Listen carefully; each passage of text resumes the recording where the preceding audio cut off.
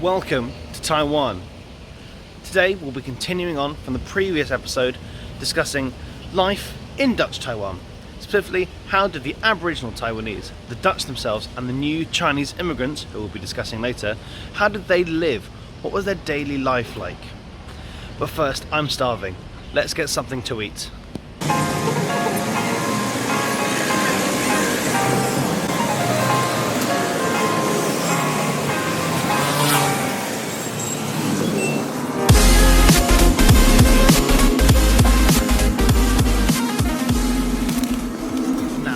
What was life like for the Aboriginal Taiwanese? Well, it depends on who you were, really.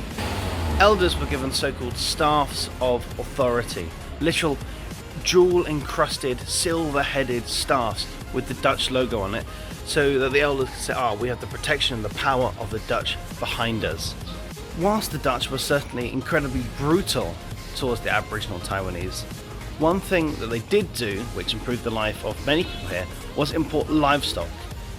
Many of the animals on most of the old world didn't really exist in Taiwan, so the importation mainly of cows and ox and other strong beasts to improve farming. Before the importation of cows, how did the Aboriginals actually, farm, live? Well, it was all done by hand, and without these animals, it made it very, very difficult and very strenuous to have to work all that, to do all the farming, especially with rice, all by hand with no animals whatsoever. But then, what about religion in Taiwan? Well, when the Dutch arrived, they brought loads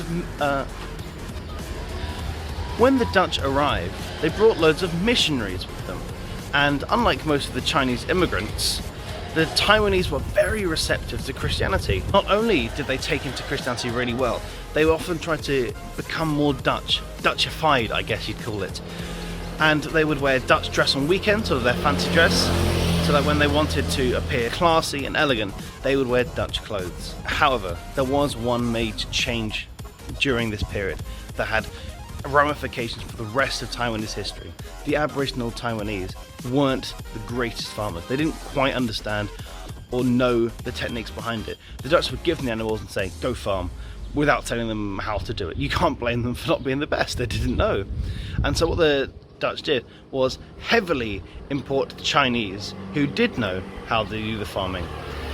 And this ethnic change, this massive immigration, totally changed the ethnic makeup of Taiwan for the rest of history. In the space of a few short years, 100,000 Taiwanese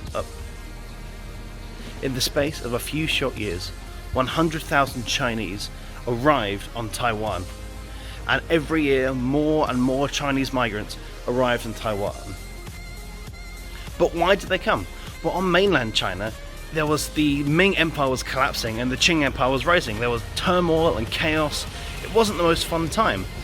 But there was Taiwan, a beacon of stability and really wealth at this time. And we'll get into the wealth a little bit later. We're crossing the road. So, what was life like for these Chinese migrants? Well, they were almost always incredibly poor. They came with basically nothing. Because their homeland was being really destroyed and racked by, I guess, civil war, some may describe it as. As it was being ravaged by this massive war, they had nothing, they were destitute. And so they came to Taiwan, and the Dutch offered them land for rent. Naturally, they couldn't give them out for free. And they got the rent, and they got the tools, they got the animals, and the Dutch would take most of their profit in return as sort of payment for the land. And so as the Chinese came and farmed, what were they farming? Well, it was kind of a mix of a few things. The first one was rice. They needed to eat, they needed to live. So the most thing they farmed was rice. But the second thing was cash crops, sugarcane and tobacco, as well as, surprisingly some may hear, some wheat for the Dutch to eat. There wasn't too many Dutch, but for those who were there, they needed something to eat, and they couldn't eat Chinese food. No, it has to be Western food, so they would have wheat for the Dutch to eat as well. And the Dutch grew fabulously wealthy off this farming procedure, and some Chinese did as well.